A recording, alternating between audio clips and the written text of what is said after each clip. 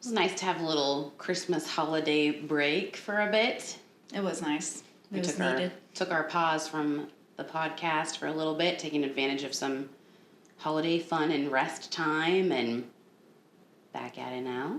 Mm-hmm. Back in action. Super, super stoked about this episode because I think it's just where all women in shift work everywhere feel like this complete uniting and like, oh my God, you understand my experiences, the outrageousness of having a uterus and periods as a shift worker. Mm-hmm.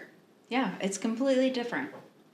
Like, the dudes just get to be on their 24-hour cycles and life is good. But for us, the level of involvement of our physiology, throwing that into being a woman in this male-dominated field, it's just crazy. Like, if dudes had periods...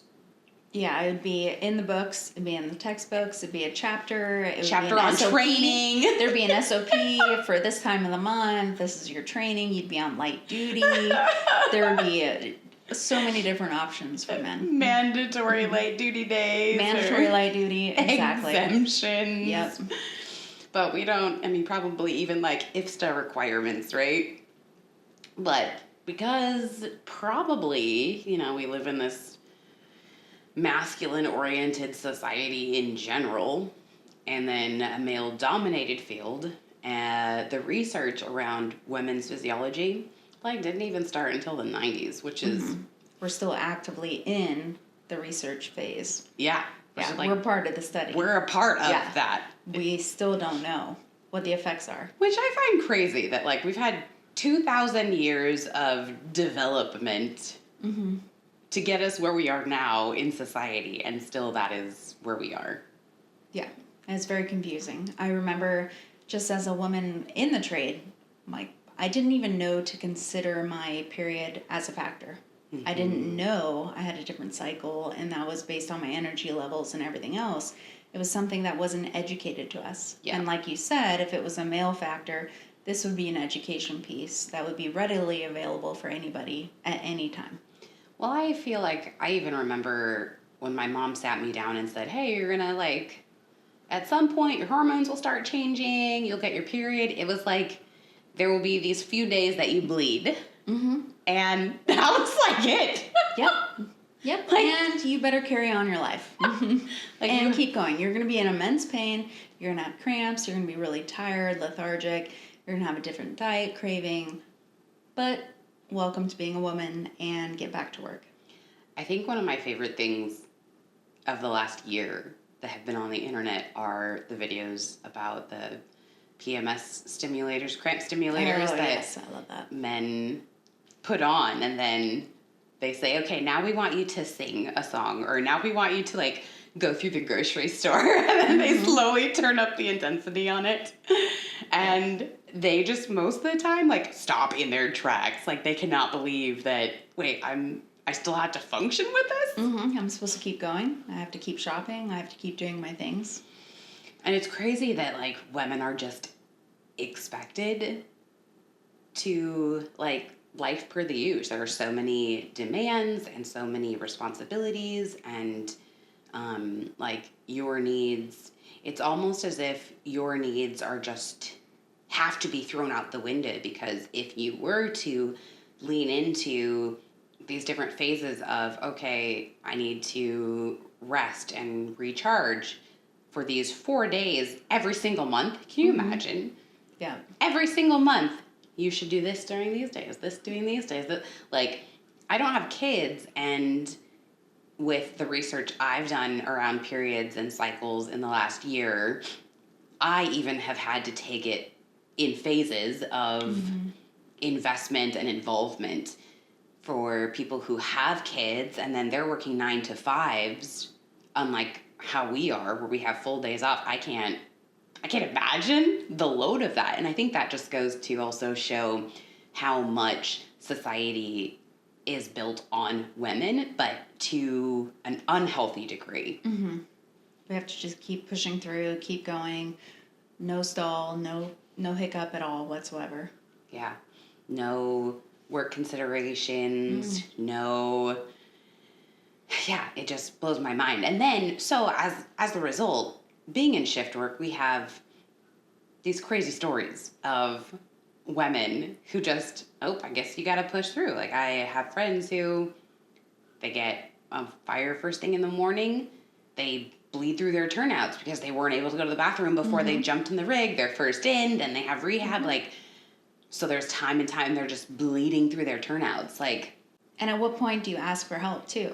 And do you ask for a break? Because then you're in this position where you're having to ask for a break to just change your biological need. You need to change a tampon or a pad or get situated and set up for the next several hours, 3-4 hours.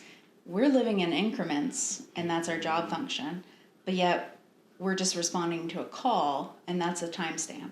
It's not, okay, we need these biological breaks every couple hours. No, it's just, you have a call, here's your response, go.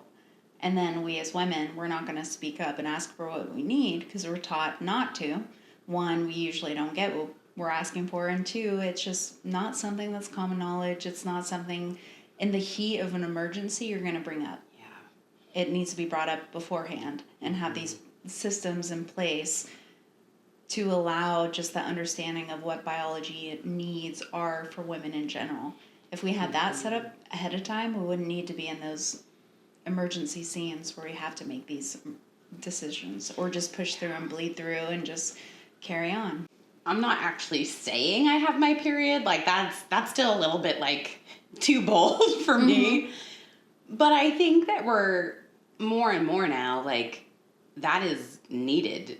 The awareness and just that, I'm sorry, not sorry, I am built different than you are. Yeah, and what's different between, I'm sorry, coming in on a Monday morning, you're coming in your shift, and you hurt your ankle playing softball over the weekend because you're male and you play sports and you're on teams, and you hurt your ankle and you come and you're like, I'm a little off. I'm milking it through this injury.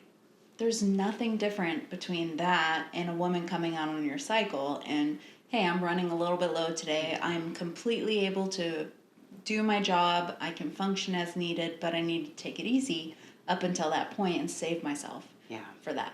Yeah. But yet, you have to ask for that, and we're not conditioned or trained to be able to do that. I think in general, we haven't been, society hasn't as a whole given us permission to do that. Or they shame us. Yes. And it's an immediate shame where it's oh, my bad for bringing it up, and then I'm never going to bring it up again. That's the lesson I learned. Yeah, and the fact is, this is literally physiology, biology. We don't have a choice in the matter, so none of us can choose it. It's time to start apologizing. Stop apologizing.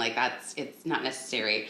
I realized that this conversation needed to happen as a part of our podcast because about a month ago, I'm in the throes of perimenopause, which means that your normal cycle is just, everything is starting to change. And so normally I'm very, very consistent in my 28-day rotation on the clock.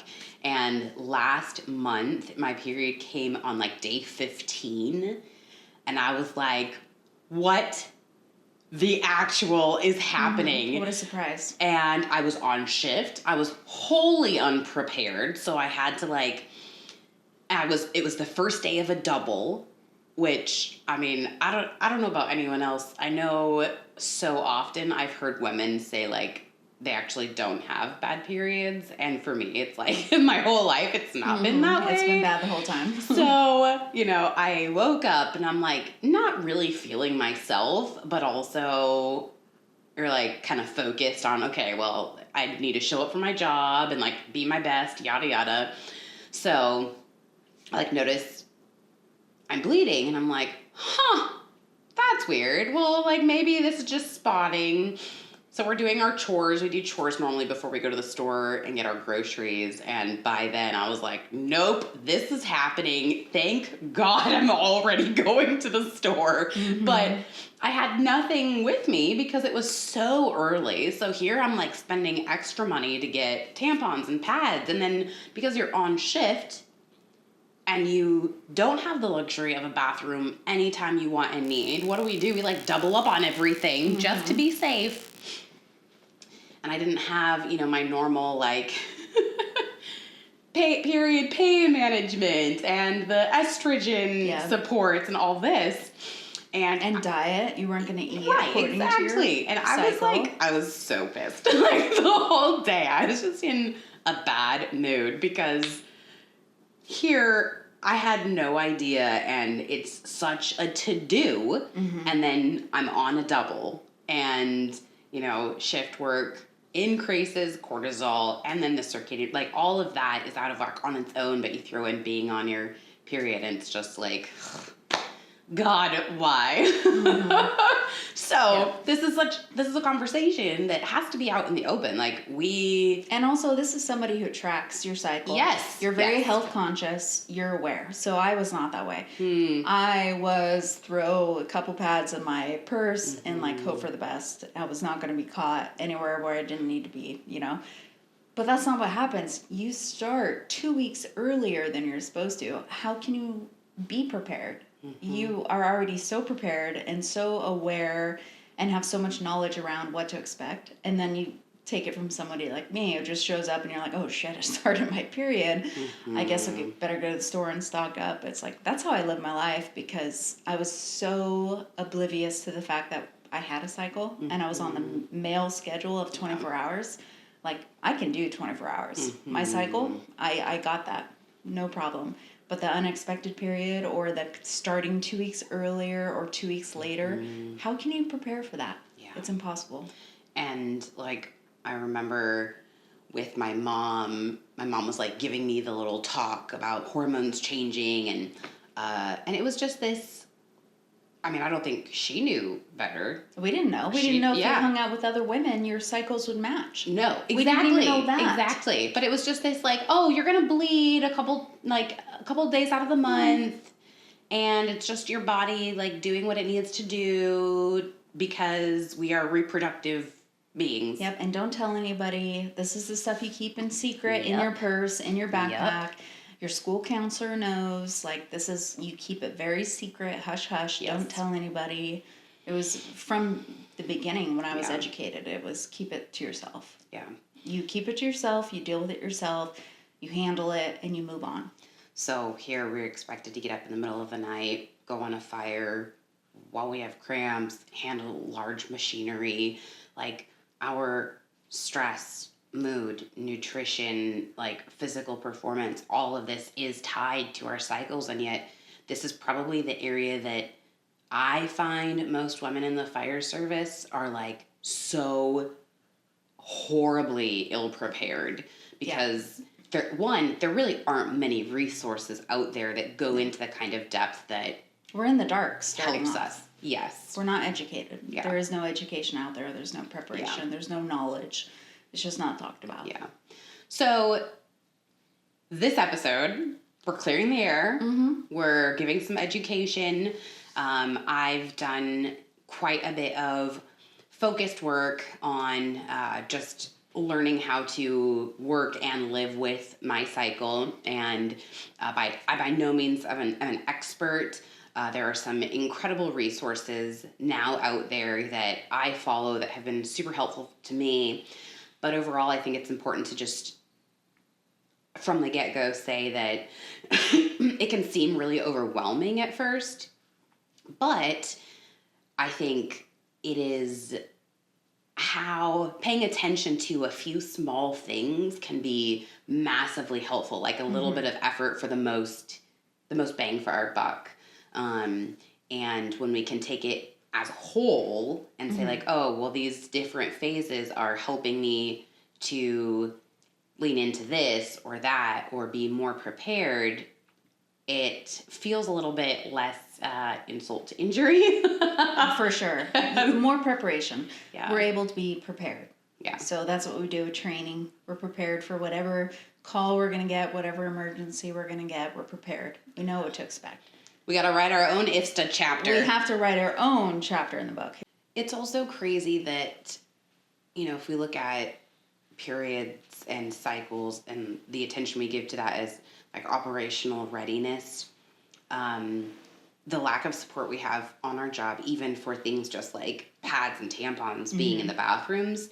I have a friend who really championed putting tampons and pads in our rehabs.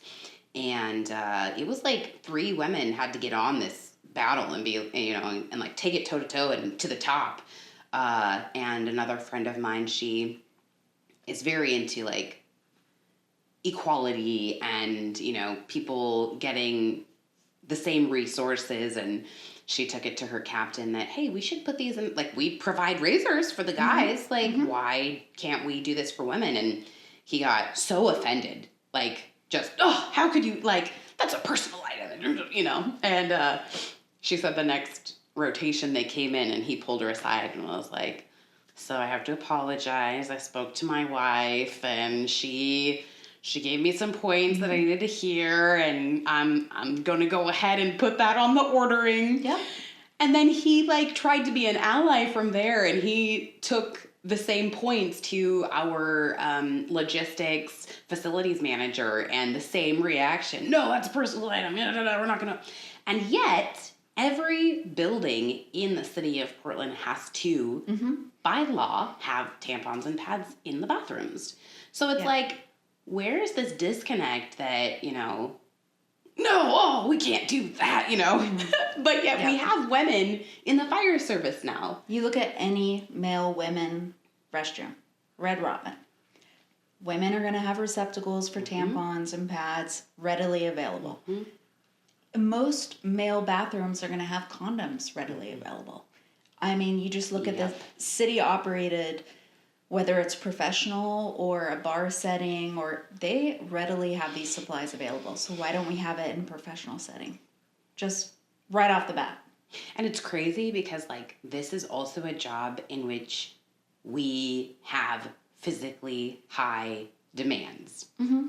We're expected to perform as tactical athletes, and so that not being a part of the equation is just kind of, like, outrageously ridiculous. And then for when we're on shift, those of us that have heavy bleeds, which is so many women in the fire service, that is so much to manage. And that's if everything goes right. According to plan. There's been times, like, I didn't track my cycle. I was I tried to ignore it, and it would just go away, right? But it came back every month. And I just kept ignoring it, and then it would hit, and I'm like, okay, here we go again, another month. But there was times I didn't even know my own body signals that were sending to me. So you have premenstrual signs, you have cramps, you have moodiness, you have different change in diet, the bowel flush, mood, all sorts of different things. You can look it up on Google and find whatever you want. And then there are other moments, like I realized in my career, I went to work, I hadn't had my cycle for 2 months, and I didn't even know because I was so oblivious to that fact. And when it did come, it was like, now I'm making up for 2 months because of my athletic cycle and where I am in my body. And then there was moments where, I've had a couple miscarriages, and I was on duty and had a miscarriage. I didn't even realize I was pregnant because I was so out of tune with my body that I was incapable of tracking my own system. And that was just because I wanted to fit in. I wanted to be like all of my counterparts, my male comrades. I wanted to be able to just show up, do my job, go to work, go home. That's it. That's all we want. And that's what I did every day. But biology has its own way. We can't counter biology. It's going to take us regardless. So, I mean, I've had a miscarriage on duty where I go to leave the bathroom and I'm bleeding out and I pass out on my way to the rig where I'm supposed to be the driver. Oh my God. And I shake it off. I get off my knees and I run to the rig and I'm like, do I tell my captain? Do I not tell him? How do I tell him? Do I tell him I need to go to ER? I'm just bleeding. I think I have a heavy period. Well, 2 days later I found out I miscarried. I didn't even know I was pregnant. We don't know. Had I felt safe in a comfortable environment to where I was educated enough, I would have known, first of all, and then I would have known to take care of it. But second, I would have been comfortable to talk to my coworker and tell him what was going on and been sent home. Yeah. If one of my coworkers' wives were experiencing that at home, they would have gone home to be with their wife or their daughter or whoever in their life that was important to them. They would have gone home to be of support for them. So why, as me as a fellow firefighter and a sister on the crew, why don't I get that same compassion and acknowledgement for going through the same exact thing? But yet I'm expected to show up, keep on a straight face, and just get on the rig and drive to call as normal. Yeah. I think that I cannot imagine going through what you went through. And also, I think it shows that, you know, we have this fear of not fitting in. And Brene Brown says, we're not after fitting in, we're actually after belonging. Mm-hmm. And we just want to belong. Belonging is actually being our authentic selves and having that place. It's not fitting in being like everybody else. And it's so hard to ask for what we need when we're trying to fit in, because what if they say no? What if they reject us? And also, I think I've come to a place in my life where I've recognized that if I ask for what I need and that is not met with compassion and understanding, those aren't the people for me. And it's until I think you get to that place, it's really, you can be driven by a lot of fear instead of just a certitude of like, well, this is what I need. So I guess that makes that clear that you're not meant to be in my life, you know? Now my crew, I feel like if I had the boldness to say, you know, hey, like, this is a really terrible hormonal shift, I need to go home, I think now I would be met with that compassion and understanding. But I waited, 4 years to find that kind of crew. Yeah. And you got lucky to find that kind of crew. I was insanely fortunate to find that kind of crew. So I think that there's something that happens when we're able to voice these things. And here in this conversation, it's really my hope that, women in shift work know, like, there's this resonance and we're here for each other. We understand each other. And these are the things that we have to do to, like, be our best. And it's our responsibility to be our best by tracking and putting in the little bit of extra work it's going to take us versus our male counterparts. It's going to take us more effort. Yeah. We have to track. And that is something I failed to do. And I don't have to track anymore because I've had a hysterectomy, but that happened because I developed uterine cancer. Yeah. I allowed myself to get so unhealthy and keep quiet for so long and not actually give myself the needs that I needed, that I eventually gave myself cancer because I didn't acknowledge it sooner. So I'm just hoping that so many more women out there will start to acknowledge and track and start to take consideration for their own needs during their cycle. Because we have a badass week. And then we have a week where we need to be a little more tender and softer to ourselves. And we hate it. That, we're like, what's wrong with me? Yes. And we don't want to be like that. None of us want to, And yet, that is human nature. That is part of our cycle. We need that. We do. And then we go right back to being our badass selves right after. And we can be a badass during the entire time if we're not pushing ourselves to the extreme. So if we're showing up at 50%, but then we're giving 50% into the gym and then another 50% into our calls, that's too much. Yeah. You're giving over 100%. But if you're giving 50% to your calls and you're backing off on that training and you're not pushing and you're doing the, stupid competitions and things on duty that we do and we love, we don't want to take that away from us. But if we take that off the table when it comes to that 1 week out of the month where we need to, we are at optimal performance from there on. And now tracking has become easier. There are apps. You can use a journal, just a normal calendar, just mark day one, day one, day two, writing it down. And that gives us a baseline. If that's all you do for the first couple months and you can notice things, fantastic. Awareness is the first step. It Just really noticing. is. It really is. How long was, let me mark, like, and we put a star for day 1 and then a line to day 4 or 5 or 6, however long it ends up being, that this is what it was. I have to give shout outs because my sister found this. It's called the Cycles Journal. I'll put it in the show notes, but literally it's at Cycles Journal is their Instagram, and it is a holistic cycle tracker. It explains what the different phases are, how long they are, what's happening in your body, and there's a little, like, every month has a little calendar to it. But what I freaking absolutely love is there's a whole, like, grid tracker. You know how I like tracking. You like tracking. I'm kind of into data. It's important. It's important. So it gives you time for, like, the day of your cycle, how you're feeling with your symptoms, your sleep. I added a couple of things like HRV and steps and resting heart rate. But this allows you to really see what's actually going on, right? And all you have to do every day is just, like, fill in a few things that you want to track. Yeah. And at the end of the month, you can see, oh, interesting. Or, at the end of 3 months, you can see, oh, interesting. Like, I had really bad cramps last month, but not this month. What's next month gonna be? I realized for me, I have an every other cycle, which I think has to do with your, you have your uterus, your fallopian tubes, and then we have 2 of these. Is it the fallopian tubes? Ovaries, thank you, ovaries. I'm like, why did my mind go blank? Ovaries. And I realized that 1 month, I have no idea which one it is, but 1 month I have terrible, horrible symptoms. It's all based on the side it's releasing from. Yes.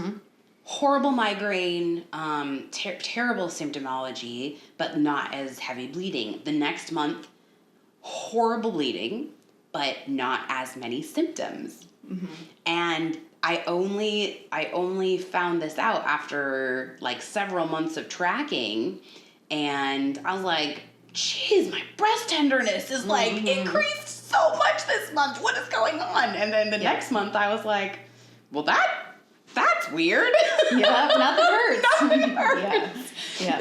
And so, like, all these things can help us create a better picture, because now I know, oh gosh, like, all right, so for the month that I have so many more PMF symptoms, I got to do, like, the Stacey Sims premenstrual protocol of, like, the DIM detox and the Advil and the this, like, a week leading up to it, and then that helps. Yeah. So when we actually, like, can find, okay, what is important to me, and I want more or less of that. First is awareness. Yes.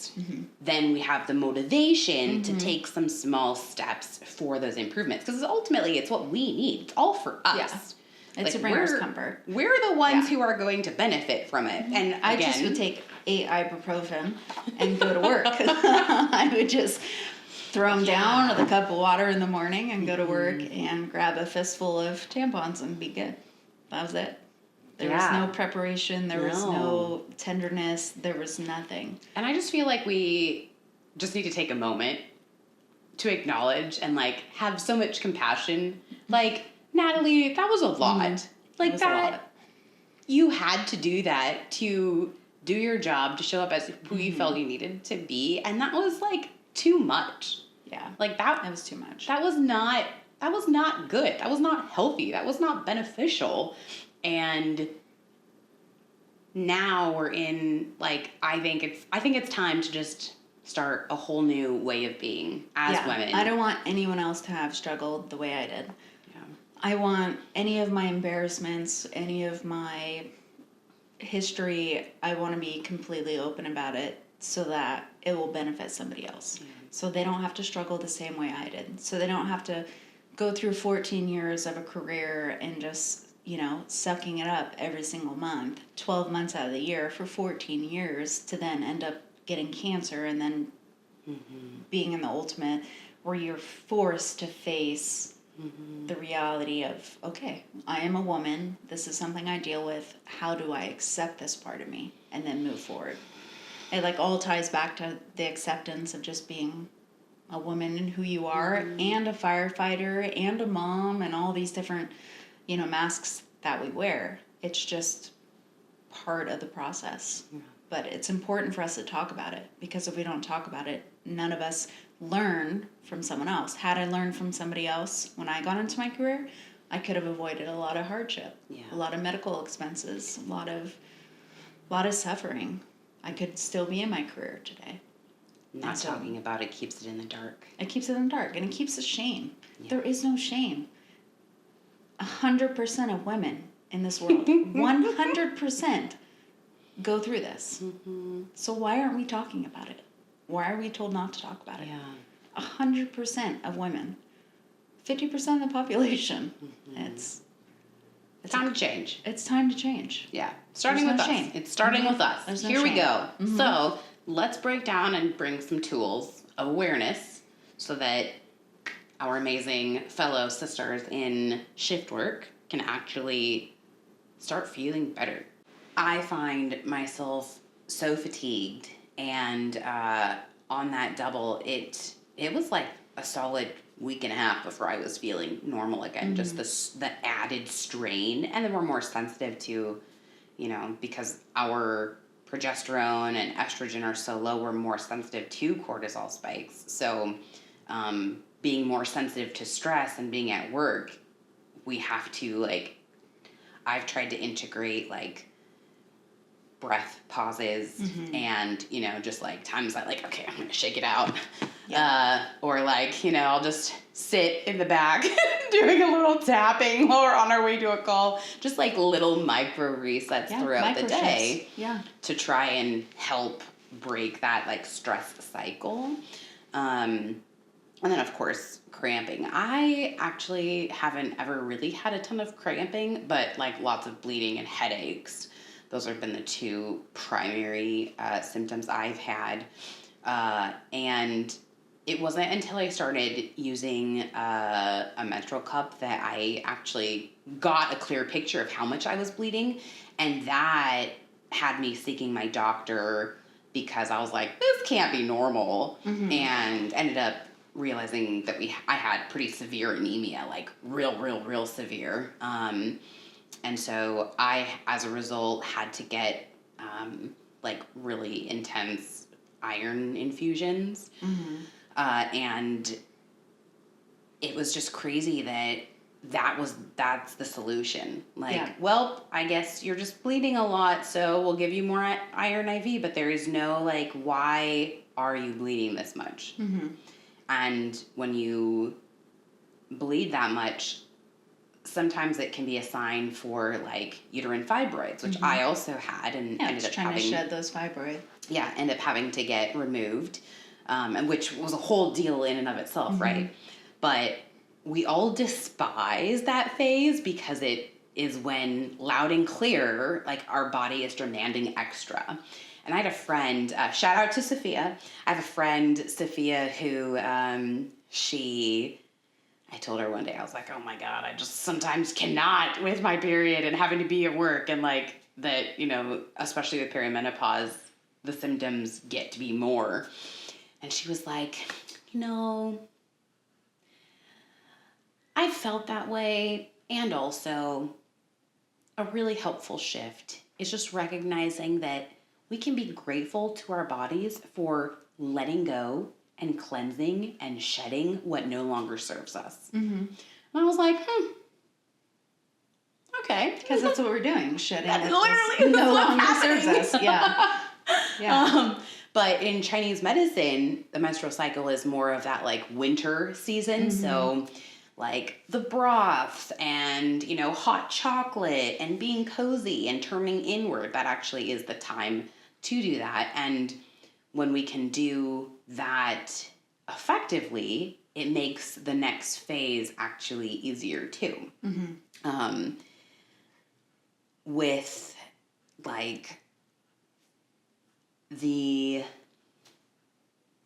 what am I wanting to say here? It's really hard, I think, to give the body grace during that time, because we do have so many expectations and things that we just have to do. But again, we are our bodies. So we have to stop making this disconnect that the body is asking for this. Yes, but we are our bodies, so we need this. Yeah, like, we can stop resenting it. Accommodate and keep going. Accommodate, support, and keep going. Support and keep going. And if that means capacity and margin are not in a linear line and it's more of an ebb and flow, so be it. Like, we have to stop fighting our biology at some point in time because things will just get easier for us. It will get so much easier. So much easier. Yeah. So then we have the follicular stage. The follicular is when our hormones start actually rising. So for some of us, me included, there have been times where I've had like a migraine from like day 3 of my period to clear through the follicular stage, which can be like 5 to 11 days total. So menstrual, I should back up and say menstrual is like day 1 through 7 or whenever your bleeding stops. The shedding. Yes, whenever the bleeding stops. And then from there, it's the follicular stage, which the follicular stage will be anything from like day 7 to day like 14-ish, 15-ish. And that's a stimulation where it's actually stimulating that nerve and producing the egg. Exactly. And this is like springtime in Chinese medicine. Yeah. So things are starting to like... anew. Yes. Refresh. And, little seedlings pop up and they feel, things feel green. And we actually start feeling better because the hormones are rising. It's like I didn't realize that during the menstrual cycle, our hormones are dipping, but that also means the feel-good hormones actually dip. So it's not in our head that like, okay, we have this bleeding and then suddenly life sucks. It actually is like we have less serotonin. We have less dopamine. Yeah, we can't receive the good and the gratitude and the practices that we have in place. Yes. It's so much harder because they're not as physiologically readily available in the body. So the follicular stage, that starts increasing. So we can have like the surge of motivation and like, oh, finally I'm feeling better. It's so funny. I've noticed, depending on my cycle, I get off work, if I'm really wiped, that first night, I'm very, very intentional about like getting good sleep and going to bed early. And let me tell you, if I do that, the next day I feel like I'm a superhuman. Like just time to start again. Feeling so low to all of a sudden getting everything I need. I just feel amazing. And that's why women don't have 24-hour cycles. Yeah. We would be unstoppable. Oh my God. Can you imagine? 24 hours versus 28 days. Unstoppable. And in fact, that reminds me of like ancient times or like the biblical times where they used to send the women away bleeding on the rag. And they would go into the desert with all the other women who were bleeding and they just have time for themselves. Like, you read that in the Bible, in the Old Testament, and you're like, oh, what a shame. Like, you just feel how shameful. And there was a point not too long ago where I was like, you know what? That sounds pretty darn awesome. I volunteer as tribute. You got all your friends, you got your snacks, you have like no children to look after, like the men are running the house. Like, that sounds like, why did we stop doing this? When did we stop doing that? Because that would be amazing. But when you get what you need, you start feeling better. Yeah. So follicular stage is like when we start wanting to train more, right? And we're like, hell yeah, badass at my job. Yeah. And you just feel like your old self again. I love that stage so much. It took me, I think it's with every other cycle, the follicular stage sometimes just feels a little bit longer.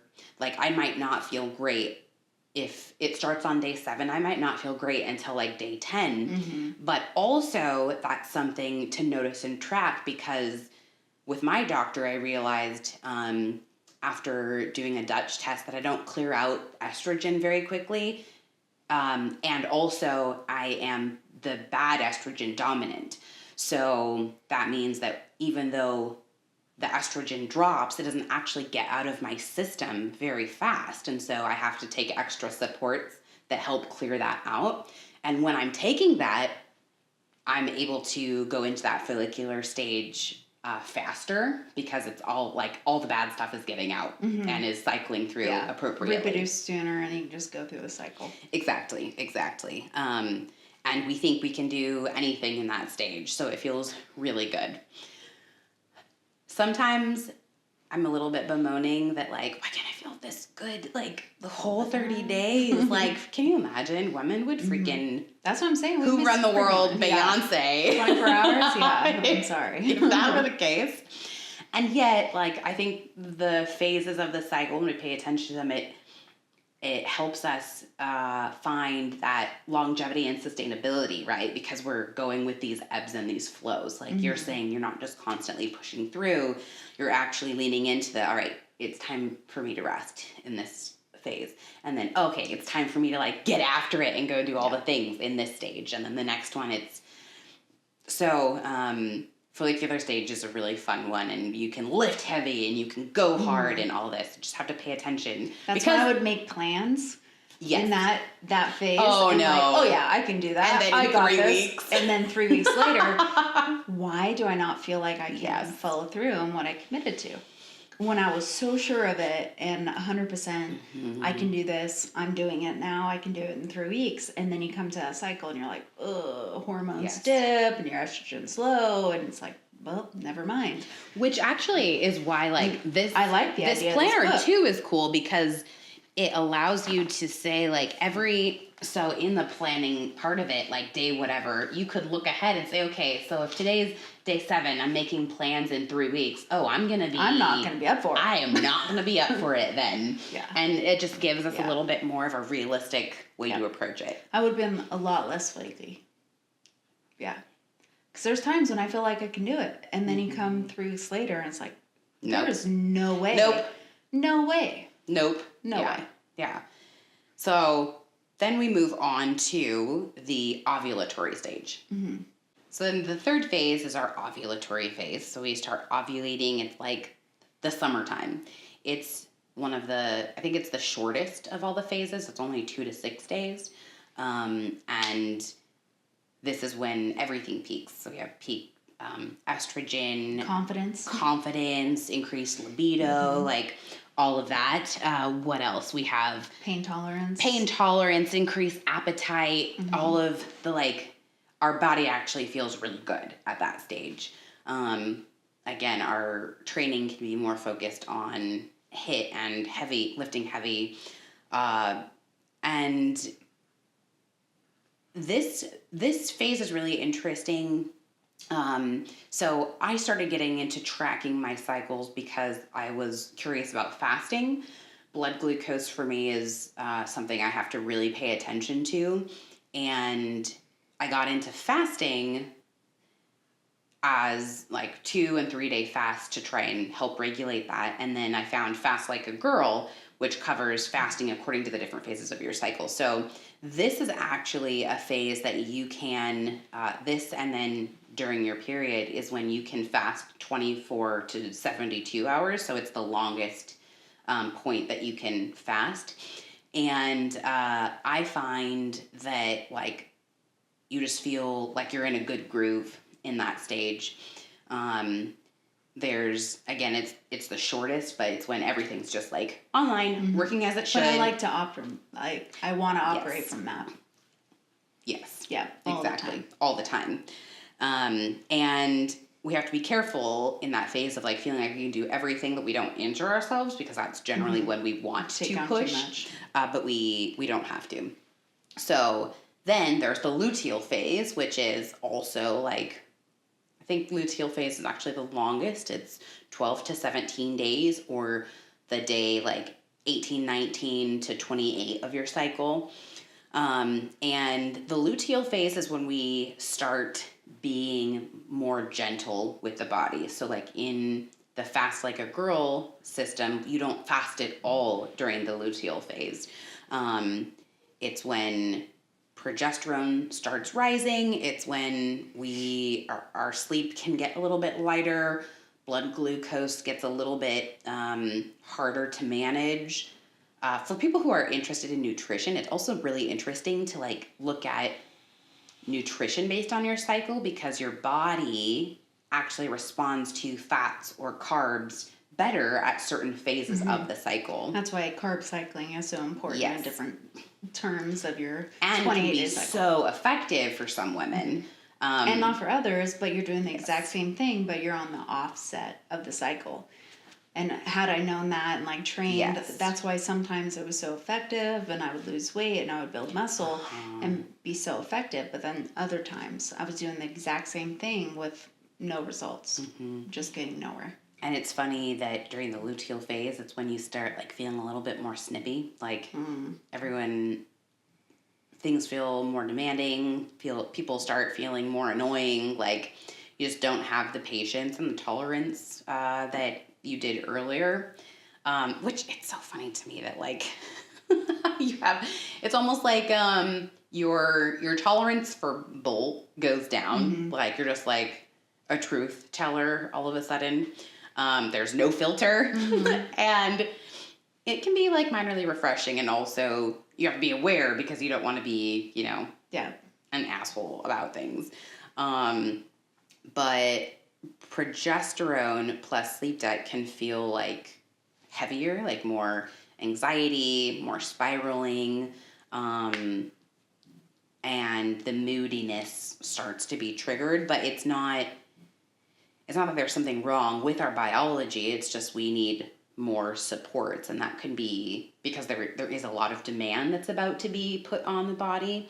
And so like more carbs, more consistency, really trying to reduce stress, like that all plays a part of things. The intensity of our training can drop, but we still can be strategic. It's really interesting, like that. I think I've mentioned this before. Every single trainer I've worked with has told me, like, firefighters do too much. Like, you can actually be way more strategic and get so much done in less time. And I think for women, I did so much with my training for so long, and I was getting puffier and heavier, and it was just losing my mind because I'm like adhering to my nutrition and I'm like putting in the time and the effort, and I'm not seeing any results. And that's because the strain of all of that training was I couldn't recover fast enough to make up for it.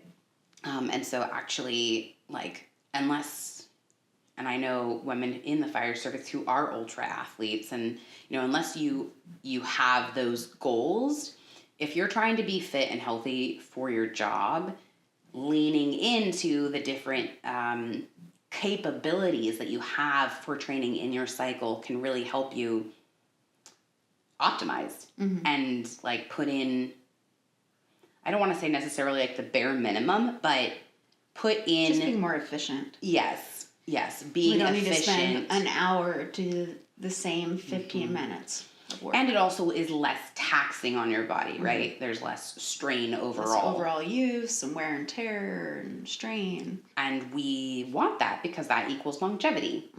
That equals sustainability. A few other things that this book says is estrogen levels can decrease and then fluctuate, but often if we think about this, put a dude in this scenario. Mood swings, trouble sleeping, lower immune response, increased appetite, more soreness, headaches, skin trouble, weight gain, and libido shift. Oh, he's going in for testosterone shots. Oh my God. Right? Yeah. Like, all that happens, they would be so vocal. They would be so aware, and like everybody would know it. And yet women have to like be quiet about these things. Every single month. Every single month. Like it continues to blow my mind. So anyway, so those are all of the different phases. I think if you were to try and just like cold turkey dive into this, the Period Lab on Instagram is massively helpful. She gives a ton of resources.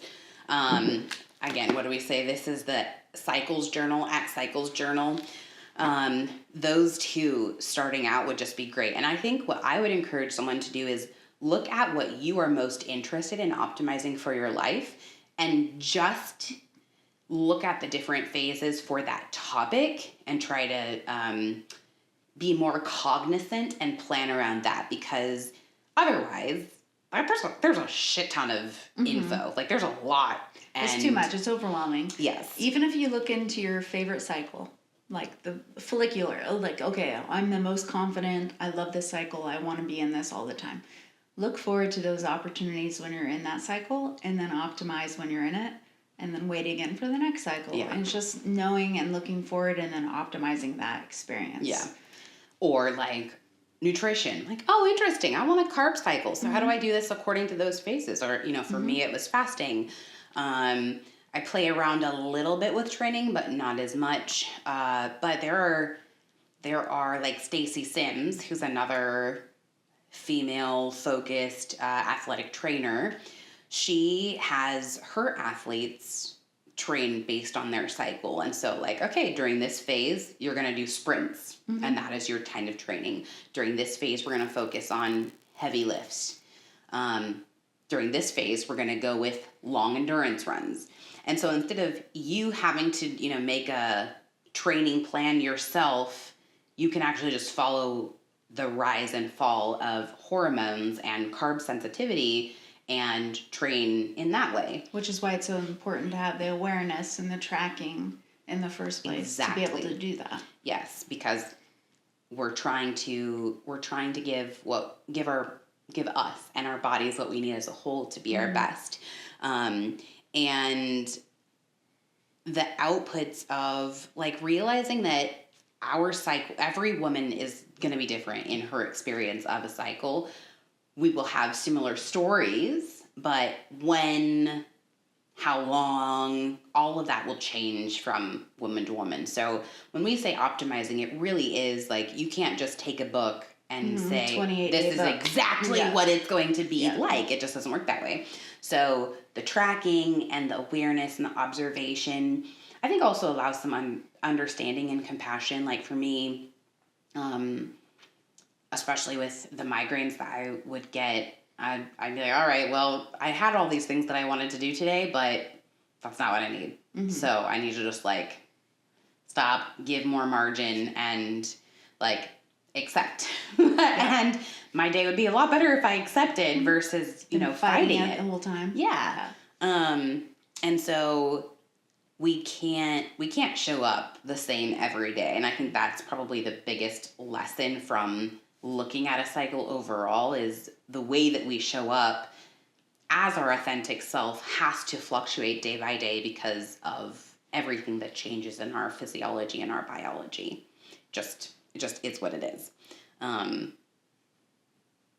So if we look at our cycle and that bleeding, that's a very specific time where it's almost like a performance review. How has our nutrition been? How has our training been? How has our stress been? How has our sleep been? All of that will affect that time of bleeding. And so if you're tracking that, you also become more aware that, I have, like, the stakes are raised a little bit. Like, maybe I should pay better attention to my, like, the week before my period, I'm so much more adherent to taking my supplements and eating my greens and, all these things, because I know. Well, you're in preparation, you're making the plans, and you're making changes based on what you want to receive. Whereas in, years past, it was like, all right, I will have my 5-meal rotation for the whole month and just keep it easy. Just keep rotating. Yep. Eat the same thing every single day. But then do we have energy? Do we have clarity? Do we have brain fog? Do we have, aches and pains? Like all of this plays a role. And so sleep, stress, fueling, recovery, and emotional load, all of those things are a factor with our cycle, and our capacity and our ability to have more or less of those things is very phase dependent. So I think it gives us, just more grace. More grace, more control.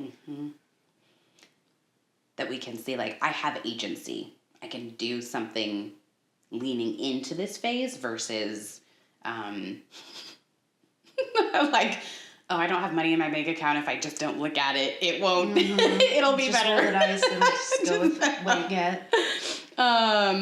So all that said,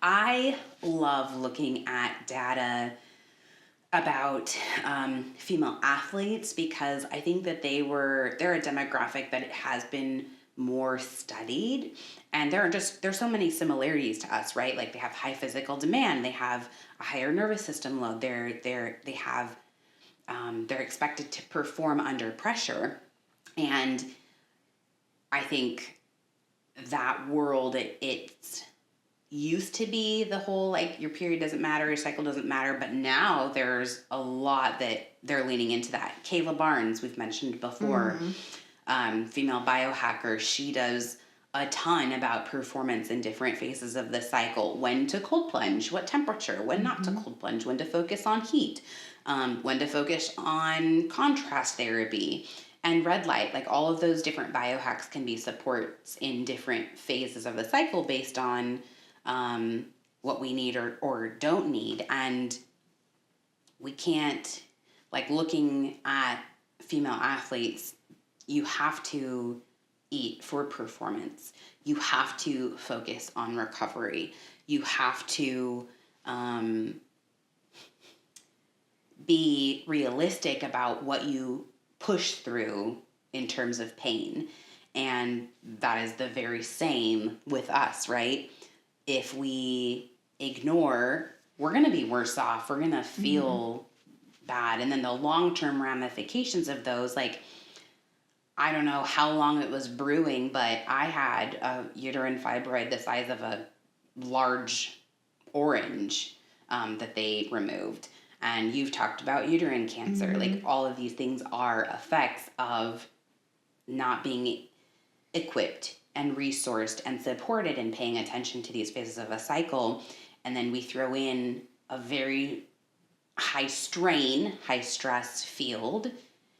It becomes such a necessity. Like, we want to live our best lives and be our best selves. We have to start doing that as women. And it's possible now, right? Like, the research is starting to be there, but we have to advocate for ourselves. We have to be our biggest champions and cheerleaders, because there isn't anybody else who can be as effectively that for us.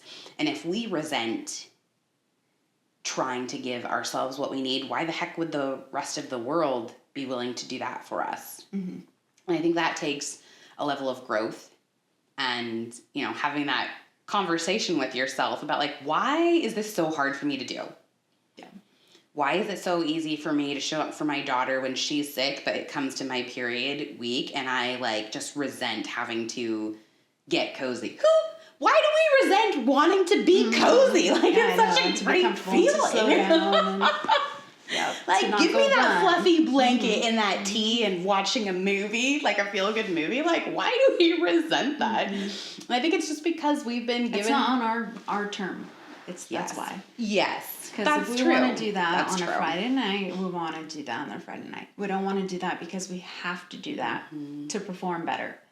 We just want to be able to have that option and luxury of watching a movie and snuggling up. We don't want it to have to be for some ultimate greater good, which is ultimately what it is.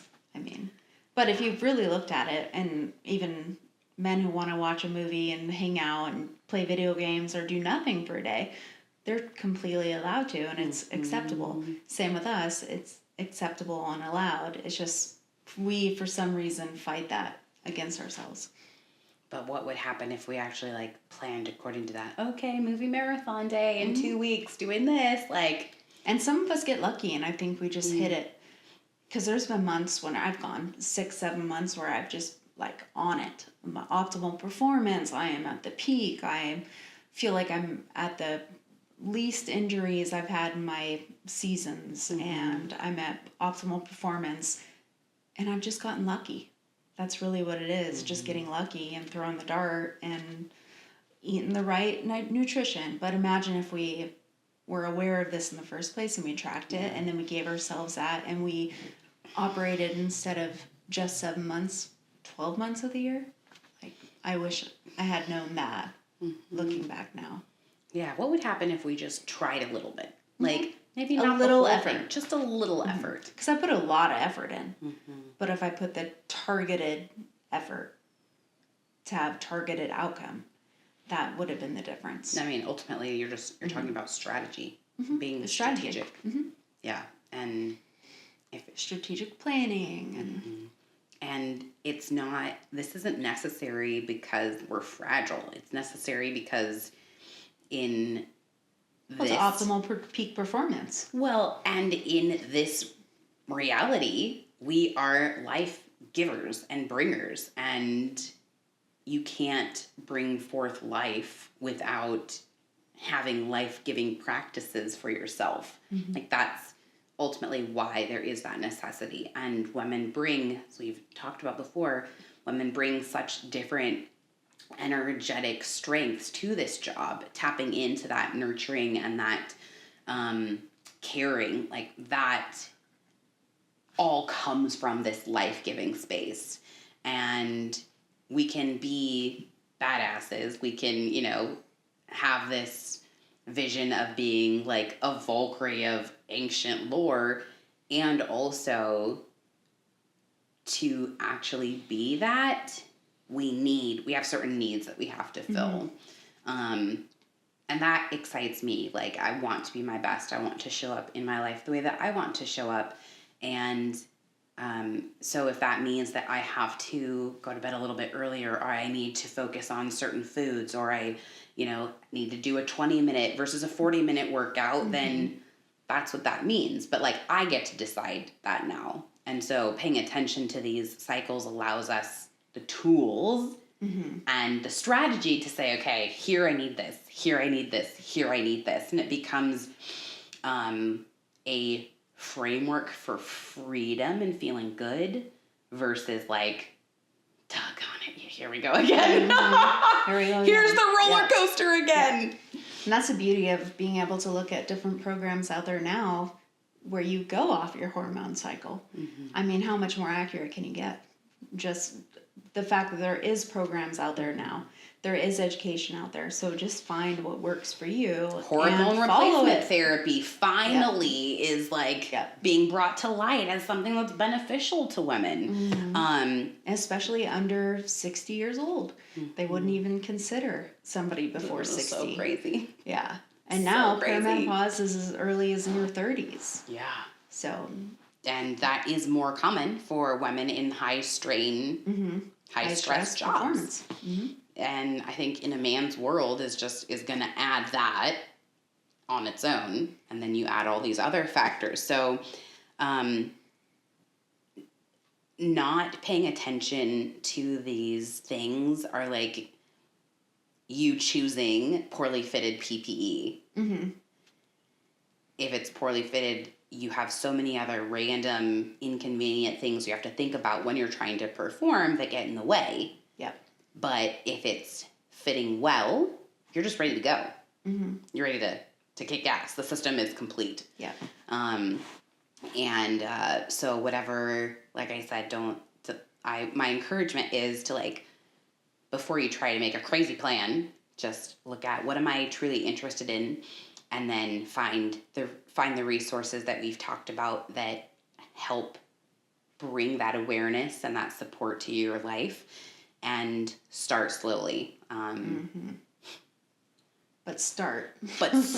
Just start. But start, because that is when we can bring, like, our energetic and our physiology into alignment and live as this whole being, right? Not compartmentalizing, this is my body, this is my mind, this is my emotions. No, we are one whole being of all of those parts.